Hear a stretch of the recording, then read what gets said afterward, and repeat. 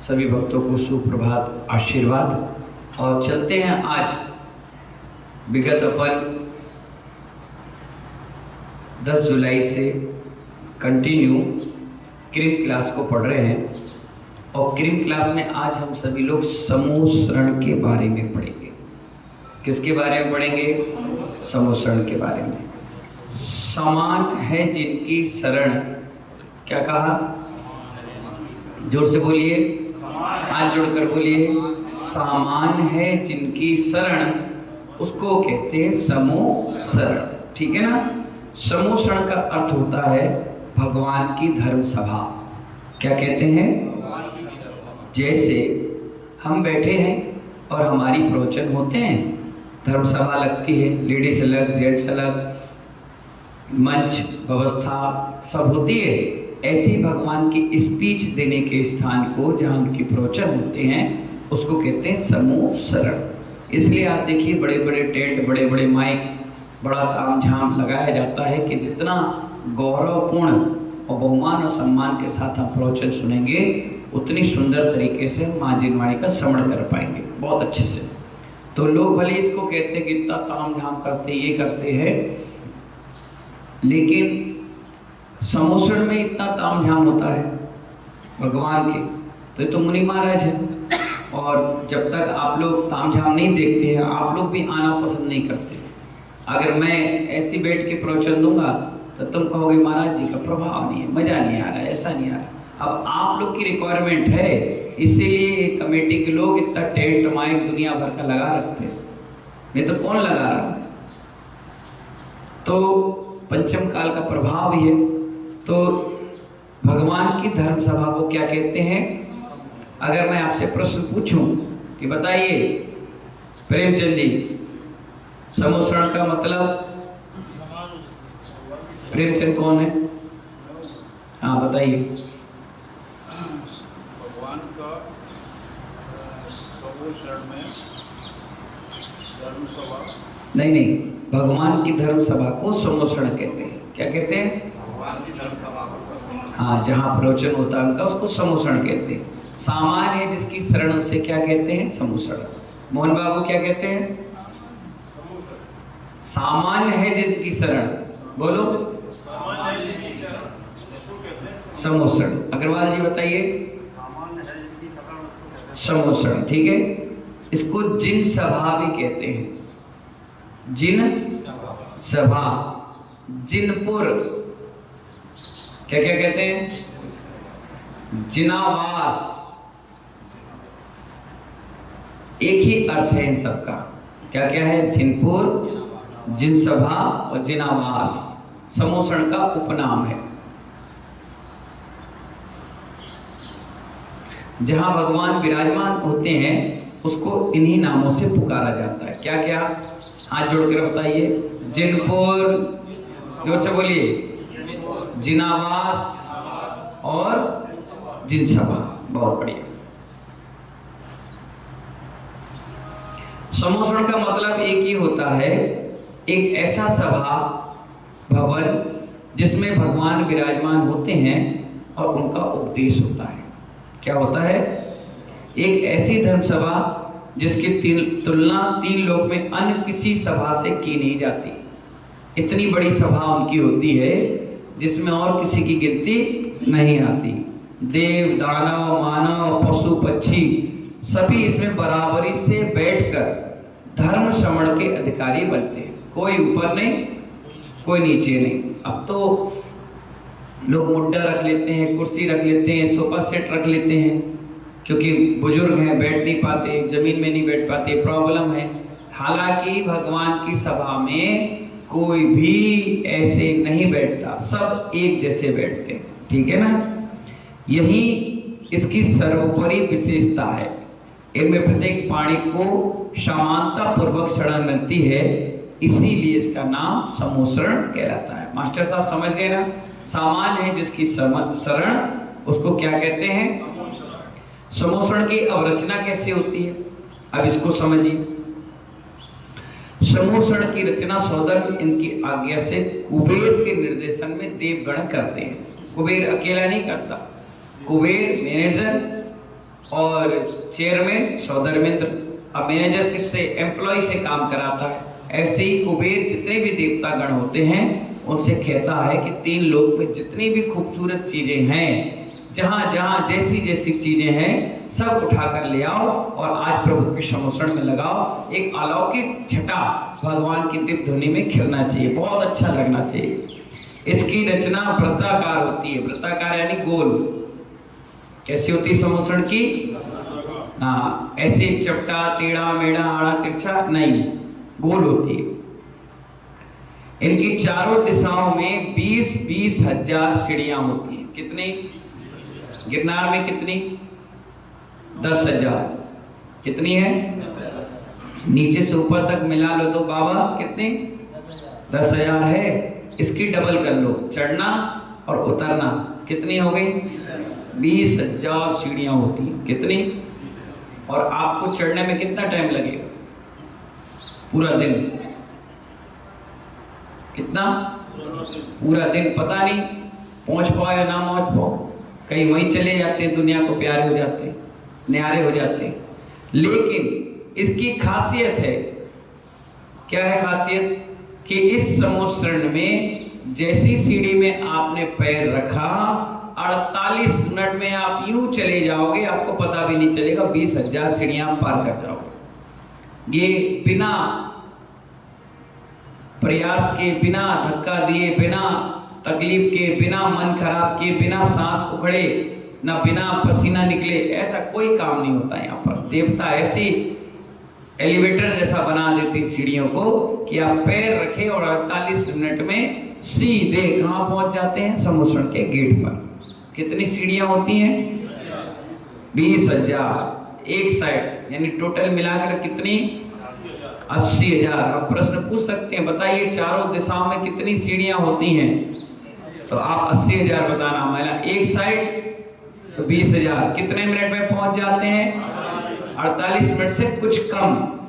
बोलो, मतलब एक अंतर मुहूर्त, क्या कहते हैं उसको? बस, ठीक है। इन सीढ़ियों पर सभी जन ऐसे चले जाते बिना परिश्रम के कि उनको पता ही नहीं चलता। प्रत्येक दिशाओं में लगी एक एक सड़क भी बनी होती है, जैसे अभी रैंप बनाते हैं पर बीच में इधर लेडीज इधर जेंट्स, ऐसी सीढ़ियों में ही अगल बगल में सीढ़ियां बनी होती है, जिसे आप कहते हैं प्लेटफॉर्म। क्या? हाँ, जो समोषण के केंद्र में स्थित गंधकुटी की प्रथम पीठ तक जाती है। इसका आंगन इंद्रनील मणि में होता है।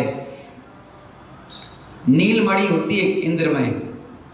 कौन सी मणि?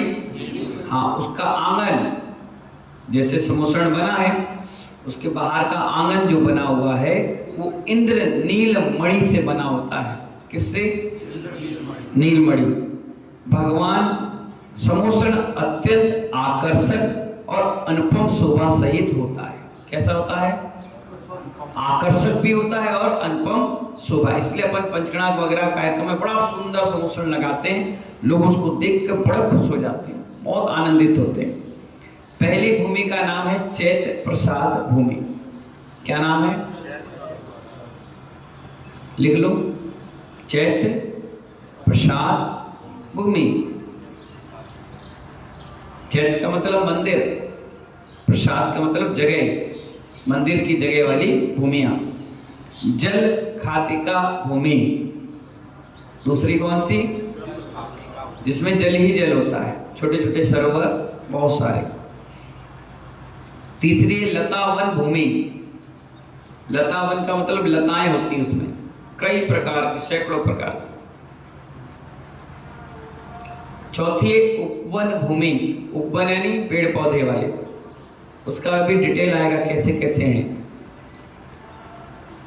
पांचवा है ध्वज भूमि। हजारों प्रकार के ध्वज वहां लगे होते हैं। छठवीं है कल्प वृक्ष भूमि। समोषण में भी कल्प वृक्ष होते हैं, वहां कभी नष्ट नहीं होते। सातवीं भवन भूमि, एक से एक विशाल विशाल भवन। आठवीं है श्री मंडप भूमि। कौन सी है? इसी में सब लोग बैठकर प्रवचन सुनते हैं। इसे क्या कहते हैं? श्री मंडप भूमि। इसकी भी पीठ होती है, पहली पीठ, द्वितीय पीठ और तृतीय पीठ। इस प्रकार कुल 11 भूमिकाएं होती हैं। भूमियां कितनी होती हैं? 7 हो गई ये आपकी भवन भूमि तक। उसके बाद श्री मंडप भूमि में 3 हिस्से हो जाते हैं, प्रथम, द्वितीय और तीसरी। तो 3 ये 8वें नंबर की है, तो कितनी हो गई? 11। 8 भूमि ये और 3 पीठ का।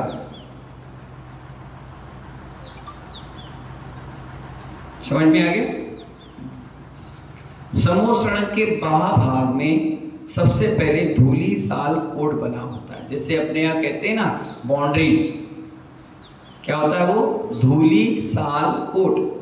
क्या कहते हैं उसको? यह रत्नों के चूर्ण से निर्मित बहुरंगी वलयाकृत होता है। वलय यानी गोल। और किससे बना होता है? रत्नों के चूर्ण से। अपन क्या से बनाते हैं?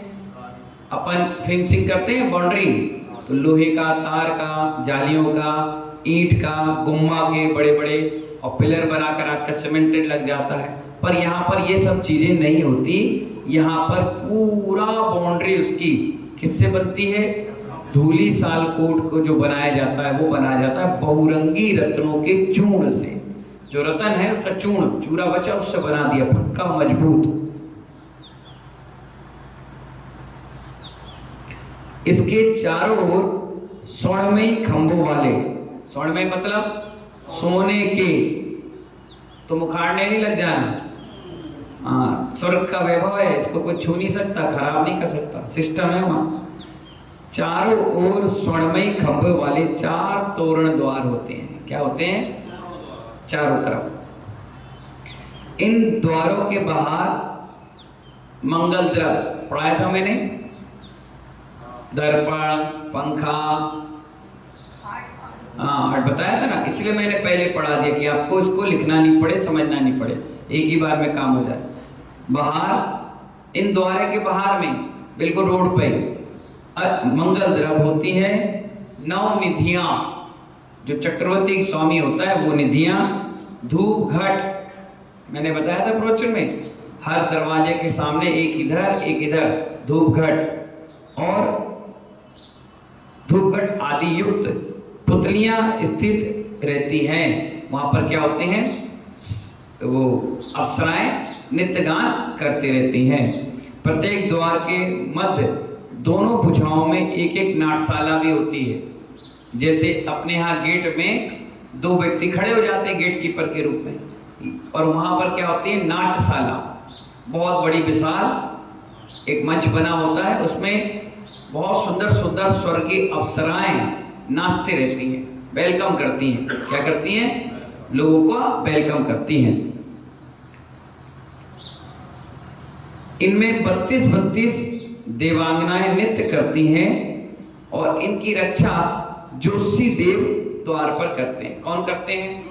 कौन से ज्योतिषी देव? जैसे सूर्य, चंद्रमा, राहु, केतु, ये जो होते हैं ना ज्योतिषी ग्रह, नक्षत्र, तारे, ये सब वहां पर इनकी रक्षा करते हैं कि 32 अप्सराएं हैं, सुंदर है, जैसे अच्छी अच्छी हीरोइनें होती हैं आज के समय में, 16, 17, 18, 19, 20 साल की, बिल्कुल बहुत सुंदर, ऐसी सुंदर सुंदर अप्सराएं वहां नाचती हैं, नृत्य करती हैं। तो कहीं डबरा वाले कोई जाकर उन्हें छेड़छाड़ ना करे, कोई ग्वालियर वाला छेड़छाड़ ना करे, भिंड वाले छेड़छाड़ ना करें, इटावा वाले छेड़छाड़ ना करें, तो वो नक्षत्र, तारे, ग्रह उनको घेर कर रहते हैं कि इनको कोई टच ना करे। भाई कई प्रकार के लोग आ जाते हैं, जैसे मोसड़ में, अपने पंचनाथ में, अपने धर्मसभा में भी कुछ लोग आ जाते हैं, तो चप्पल चोरी करके ले जाएं, किसी का सामान चोरी कर ले जाएं, कभी किसी को छेड़छाड़ ना दे, कभी चैन ले जाएं। तो ऐसे लोग बदमाशियां ना करें, इसलिए वहां क्या करते हैं? ज्योतिषी देव उनकी सुरक्षा करते हैं। किसकी? नाट्यशाला की, अप्सराओं की नहीं, नाट्यशाला की।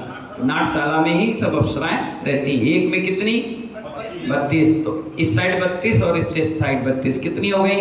64। और 4 कोनों में होती है तो कितनी हो गई? 128। ये तो 2 में हो गई, 128 128 कितनी हुई? 256। कितनी? 256। अब आप सोच लीजिए पूरे वर्ल्ड की सुंदरी होती है वो। कितनी? चुनिंदा 256 सुंदरियों से घिरा हुआ वो नाट्यशाला होती है, समूषण होता है, वो सब नित्य गान। तभी तो कहा गया भगवान की वाणी सुनने वाला भव्य जी भी पहुंचता है, बाकी सब यहीं अटक जाता है। समझ गए? जैसे अपन पंचगणात में मेला लगते हैं तो कुछ लोग उतरते हैं, बोले चलो खाना खाने चलो, चलो झूला झूलने चलो, चलो भेलपूरी खाने चलो, चलो इधर नाचने चलो, उधर गाने चलो। और जिनको समूषण से मतलब है, भगवान से मतलब है, वो डायरेक्ट आते हैं भगवान के दर्शन करेंगे, वहीं बैठेंगे।